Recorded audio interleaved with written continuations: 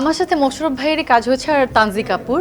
তো মোশাররফ ভাইয়ের সাথে আমার এটা আমার প্রথম কাজের অভিজ্ঞতা।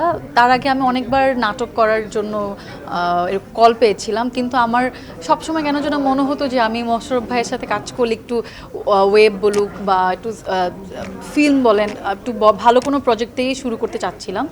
ভালো গল্প, ভালো নির্মাতা ওয়েট করছিলাম। তো যেদিন ভাই আমাকে যখন বলো, অমিতাভ ভাই, যে এরকম তোকে নিয়ে একটা গল্প ভেবেছি, তুই ৮ নম্বর বউ, সবার শেষ বউটা তুই।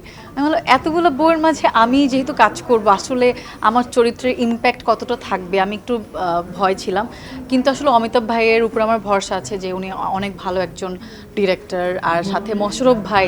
তো আমার মনে হয় মোশাররফ ভাই থাকলে সেই কাজ এমনিতেই মানুষ উপভোগ করে, মানুষ মোশাররফ ভাইকে খুব পছন্দ করে। আর আমিও খুবই লাকি যে মোশাররফ ভাইয়ের সাথে কাজ করার সুযোগ পেয়েছি এত অল্প বয়সে, তার ৮ নম্বর বউ হিসেবে। তো তো ভালো এক্সপিরিয়েন্স, আসলে ভালো। আর খুবই মজা হয়েছে, এটা দেখলে মানুষ বুঝবে আমার ডায়ালগস আর মোশাররফ ভাইয়ের ডায়ালগগুলো খুবই ইন্টারেস্টিং আসলে।